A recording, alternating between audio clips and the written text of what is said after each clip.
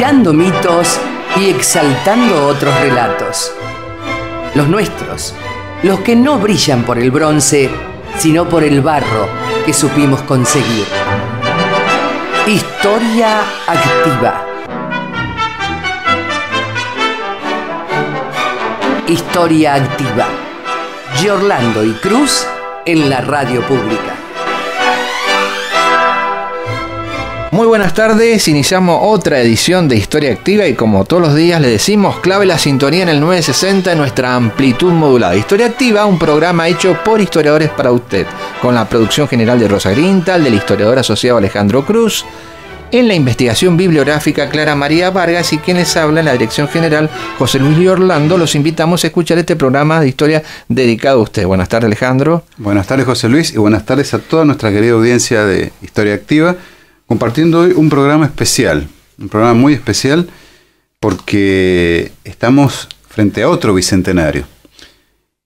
Tenemos que dar las gracias, José Luis, de haber podido ser testigos de estos bicentenarios históricos desde 1810 para acá. O sea, me refiero a los bicentenarios, no que estamos desde 1810. No vaya a creer, ¿eh? No vaya a creer. Pero hemos asistido al bicentenario de la Revolución de Mayo, al bicentenario de la Asamblea del año 13, de la Batalla de Tucumán, y también vamos a asistir a otro más. Y del himno nacional también. Del himno nacional también. Vamos a asistir hoy a otro más, que es la causa de este feriado inesperado para muchos, que como siempre decimos, hay que honrar estas epopeyas históricas y no quejarse tanto. Claro, ¿sí? Y bicentenario de la Batalla de San Lorenzo también, ¿no? El bicentenario de la Batalla de San Lorenzo también hemos sido testigos y lo hemos recordado a través de los micrófonos de Radio Nacional. Hoy le toca al bicentenario de la gloriosa Batalla de Salta, librada por el no menos glorioso general don Manuel Belgrano. Y vamos a dedicar este programa a su memoria, a la memoria de los que murieron en el campo de batalla, dando la vida por la patria, y honrando la memoria de este hombre insigne, de este hombre ilustre, como siempre le hemos dicho, cuyo ejemplo sigue resplandeciendo a través de estos 2 siglos, para que alguien tome la posta, tome esa luz e ilumine los caminos de esta república que él ayudó a forjar, a través de su humildad, de su heroísmo, de su entrega total y absoluta. Por eso es considerado otro padre de la patria, ¿no? ¿Sí? Sí, con total justicia. En definitiva, ¿no? San Martín y Belgrano vendrían haciendo como un díptico de la construcción de la ciudadanía, de la construcción de la república. Muchas cosas hicieron ellos dos y todos los hombres que lo acompañaron. Aún, como vos decías recién, los anónimos que a Historia Activa le interesa rescatar, porque esta batalla tuvo más de 600 muertos entre ambos bandos, ¿no? ¿Quiénes fueron? Es decir, la historia los ha perdido a muchos, ¿sí? Pero valientes comprovincianos, decimos mendocino, decimos tucumano, decimos salteño, decimos de los pueblos originarios, como se dice hoy, que murieron en esa batalla enfrentando a un ejército español fuerte al mando del general Pío Tristán, que ya había sido derrotado en Tucumán, y bueno, que digamos que eran 2 hombres, 2 grandes hombres, porque Juan Pío Tristán también fue un gran hombre, no se vaya a creer que por ser español, era un español americano y compañero, lo hemos dicho, de Belgrano, ¿sí? Compañero de aula, compañero de facultad, ¿sí? Compañero de estudios, ¿sí? Esto no es muy fácil, no le debe haber sido fácil a ninguno de los dos enfrentarse, ¿no, Alejandro? No, realmente fue una cuestión muy fuerte, pero se resolvió como se resuelven las cuestiones entre caballeros también, con el absoluto respeto que sentía Belgrano, y era recíproco el respeto que sentía Tristán por el general Belgrano. Belgrano, un hombre cabal, venía de la victoria completa de Tucumán. ¿Eso qué es lo que le había permitido al general Belgrano? Obtener los refuerzos materiales y políticos y sobre todo haber tenido la suerte del advenimiento del segundo triunvirato, que miró con mejores ojos las acciones de Belgrano en esa parte del mapa. Y entonces, ¿qué es lo que le permitió? Estos refuerzos, tanto de material económico, le permitió mejorar la disciplina de las tropas. Primero, una cosa muy difícil, disciplinar a la tropa, eso es muy difícil, sobre todo cuando es gente que ingresa a la milicia por primera vez, que viene con mucho entusiasmo, pero con poca disciplina. Para eso están los oficiales, ¿verdad? Y Belgrano apuntó a eso, a disciplinar mejor a todos los que fueron a formar parte de este ejército. ¿Cómo? Equipándolos convenientemente primero, dándoles instrucción militar y de esta manera incorporando, abriendo la leva, que como vos bien decís, incluyó a soldados que provenían de los pueblos originarios también, con lo cual duplicó el número de las divisiones que tenía a su cargo. Y bueno, las armas de mano y los cañones que abandonó Tristán en la batalla de Tucumán también fueron un importante aporte para el ejército de Belgrano, que los incorporó como parte de la artillería de su propio ejército. Y así es que, bien equipado y descansado, el ejército al mando del general Belgrano se puso en marcha en dirección a Salta a mediados de enero de 1813. Estaría bueno que nuestros amigos utilicen la imaginación y se pongan en el lugar de ellos en un enero de 1813. En el norte. En el norte del país, en Salta, cabalgando bajo el rayo del sol, con uniformes Yo no me quiero y imaginar. botas. Yo les aseguro que debe ser algo infernal, y realmente hay que tener mucho temple, mucho valor. Y de hecho, luego de esta batalla, Belgrano contrae el paludismo.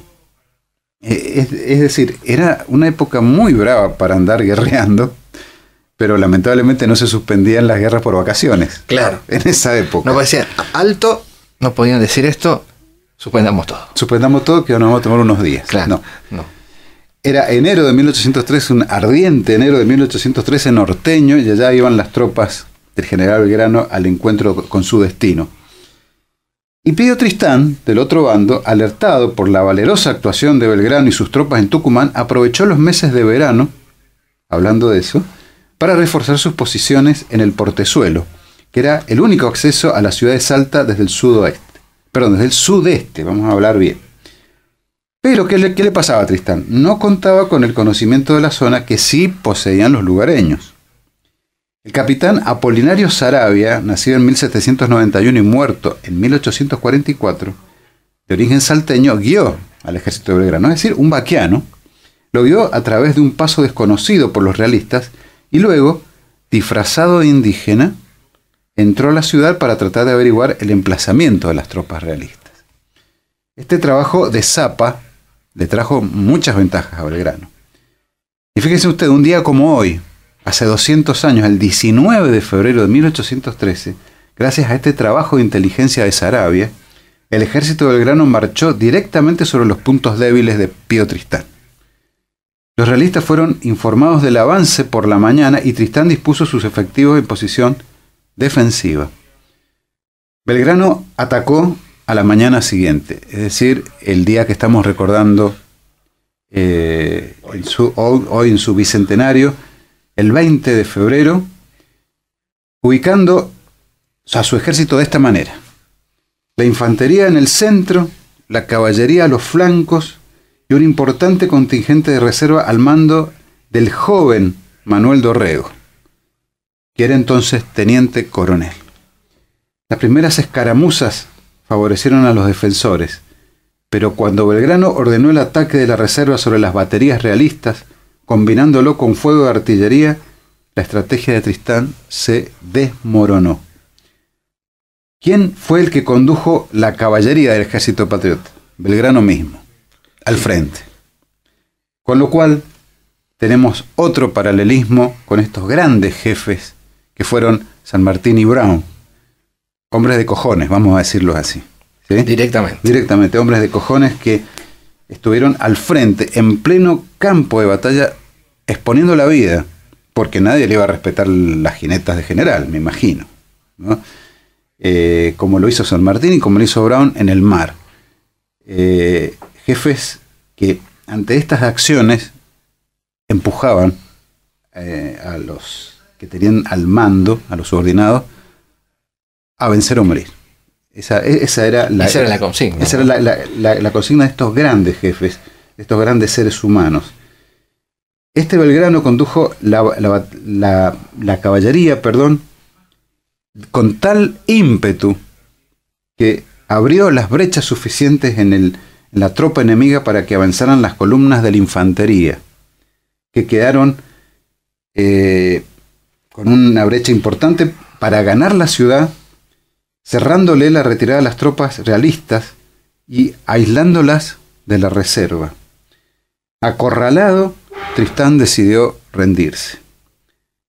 ¿Y qué pasó? Acá hay otro gesto de esa hombría de bien que caracterizaba a Manuel Belgrano, hombre, no ya general, ni doctor, ni cónsul, hombre. Fue magnánimo con los vencidos. Y hasta abrazó a Pío Tristán, con quien lo unía una amistad, como vos tal lo dijiste, por haber sido condiscípulo en Salamanca, y les hizo jurar no levantarse en armas otra vez contra las armas de la revolución. Eran 3.000 hombres prisioneros, un contingente importante de prisioneros, creo que como ninguna vez se dio en estas guerras de la independencia. Es muchas personas, 3.000 hombres. Son muchas personas, imagínense, para que tengan una idea, el Estadio Pacífico, ¿se acuerdan del estadio del Club Pacífico? Lleno, a más no poder. Eso, lleno de prisioneros. Todos esos prisioneros liberados de la muerte por el general Belgrano. Muchos no cumplieron esta promesa, vamos a decirlo. Se volvieron en contra de Belgrano en Alcapugio y Ayohuma.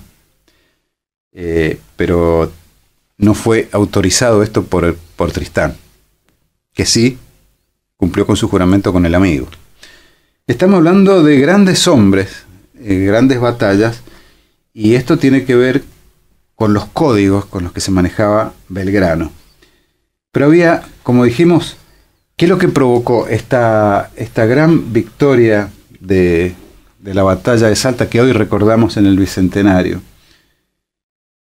Trajo como consecuencia el control del triunvirato en gran parte de los territorios del Virreinato del Río de la Plata, y la región quedó momentáneamente pacificada. Sin embargo, había una nueva amenaza sobre el ejército del norte, y en este afán por asegurar las fronteras, Belgrano avanzó hacia el Alto Perú y allí tuvo que enfrentarse con un reorganizado ejército realista que lamentablemente lo derrotaría en 2 batallas sucesivas, Vilcapugio y Ayohuma, lo que para Buenos Aires significaría la pérdida definitiva de lo que hoy es la actual República de Bolivia. Así que esto sucede después, pero en el día que hoy recordamos, se produce esta gloriosa victoria de las tropas de la Revolución, que viene concatenada con la gran victoria también de Tucumán y Salta. Hace poco estábamos charlando con unos amigos acá de algunas cuestiones que tienen que ver con el noroeste argentino, y le comentábamos que nosotros viajamos a ese lugar, por lo tanto fuimos testigos de lugares históricos que tienen que ver con toda esta gesta. Le hablamos, por supuesto, de lo que vimos de la época incaica, etcétera, etcétera, pero también queremos compartir ahora con ustedes estas experiencias nuestras en las provincias de Salta y Tucumán, donde tuvieron lugar estas batallas históricas cuyos bicentenarios hemos celebrado y estamos celebrando, y realmente el recuerdo de Belgrano y su ejército es muy grande aún en la provincia de Salta. Salta la Linda, como se la denomina, una provincia llena de historia, y hay un monolito erigido en el lugar del campo de batalla que espero, nosotros no lo podemos hacer por la distancia, pero espero que los lugareños lo visiten hoy, le lleven alguna ofrenda floral a ese campo en donde se jugó la libertad de los pueblos del entonces virreinato, que ya se iba perfilando a ser una república independiente, ¿no? Todos estos son jalones que anteceden a la Declaración de la Independencia. Por lo tanto, no son fechas ni hechos menores. Volvemos al tema que nos convocó al principio. Siempre debemos resaltar esto. Indudablemente, ¿no? Esa es la misión de Historia Activa.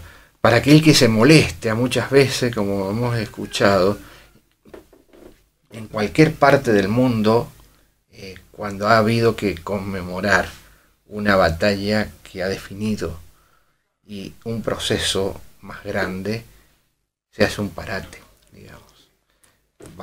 Hablando en criollo, ¿no? Para que usted lo entienda.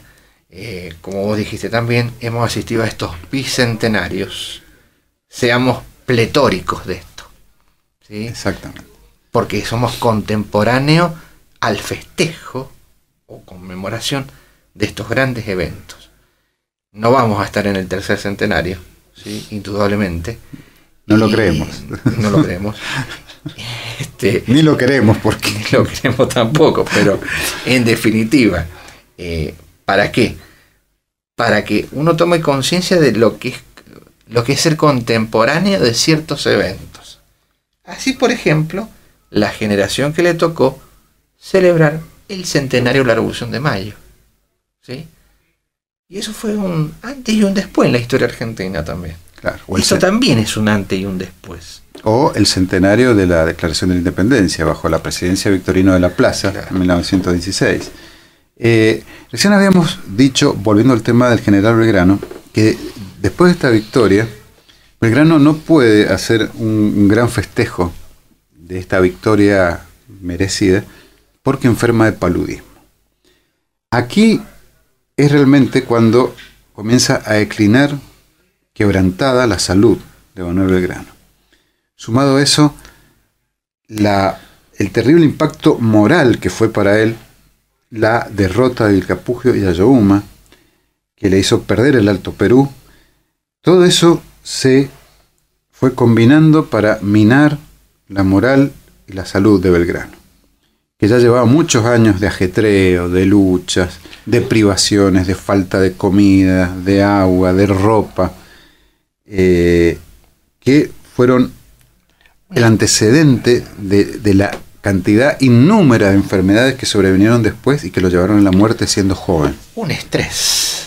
Un estresazo, digamos. Un gran proceso de estrés, diríamos hoy, y con una patología definida, también fatiga de combate, que lo podemos estudiar esto, porque los que combaten todas las veces también les produce la fatiga de combate, ¿sí? Que es el cansancio o el estrés de tanto batallar y de todo lo que implica eso.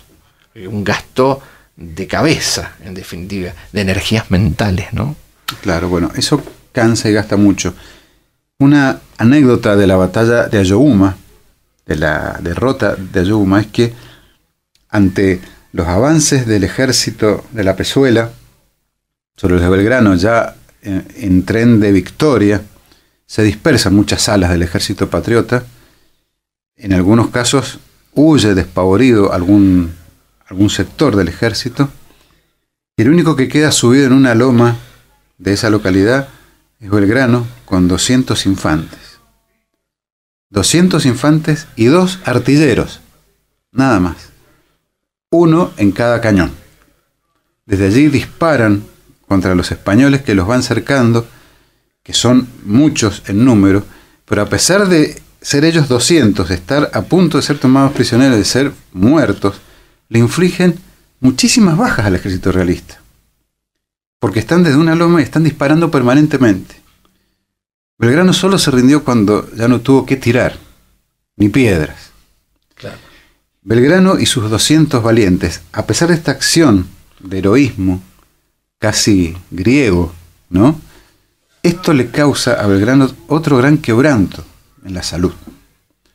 Porque imagínense esto, un hombre peleando contra miles enfrente con solo 200 a su favor, tirando y tirando y tirando munición hasta que se quede sin nada.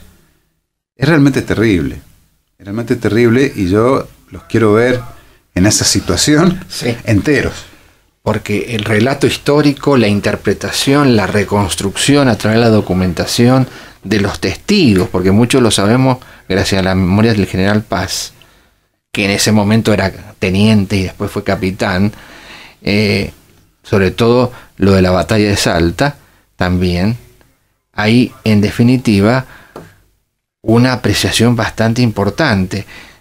Lo mismo sucedió en Malvinas, en el desembarco de San Carlos, 20 contra 4.000. Yo no me quiero imaginar eso. No, por Dios. Es decir, que hombres contemporáneos a nosotros han sufrido lo mismo. Exactamente. Hay una diferencia, que es que en esta época estamos hablando, en la de Belgrano, por ejemplo, los avances de la medicina en comparación con la época actual eran muy limitados. Quizás muchas enfermedades de él se hubieran curado con un simple antibiótico, como las venéreas que tenía, también eso lo vamos a decir. La sífilis, concretamente, se podría haber curado perfectamente con una buena dosis de antibiótico a tiempo.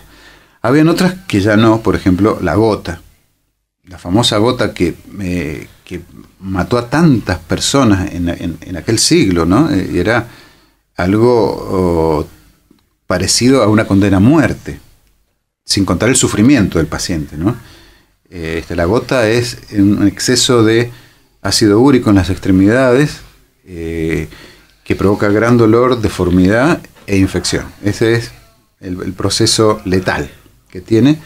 Y entre otras cosas, Belgrano fallece a causa de la gota y de la presión ejercida por el líquido que no debía estar en el pericardio. Esto es un edema. Existe una autopsia de general Belgrano. De allí hemos obtenido estos datos. Existe una autopsia. De la muerte de Belgrano solo dio cuenta un diario. Un solo diario, el 21 de junio, es decir, al día siguiente de su fallecimiento. 7 años después de esto. Así es, 7 años después de esta gloriosa batalla en que fue coronado con el laurel de la victoria, por decirlo así. Si hubiera estado en Roma, lo hubieran paseado en triunfo, ¿verdad? Y lo hubieran declarado Félix del ejército. Félix quería decir feliz, o sea, el vencedor. Le hubieran creado un arco de triunfo, pero Belgrano vivía en la Argentina. Y en una Argentina dividida, muy pobre, con pocos recursos. Era muy austero y moderado también. Sí, por supuesto. Decir. Claro. No hubiera tenido todas estas... perteneciendo a uno de los sectores sociales más altos de Buenos Aires. Sí, ¿no? más altos y más cultos. Bueno, hemos terminado este relato, reconstrucción de la historia de Salta. Y bueno, viva intensamente este feriado, recordando esta gente que luchó por nosotros. Como siempre decimos, gloria y honor a Manuel Belgrano y sus soldados. Así es. Hasta mañana. Hasta mañana.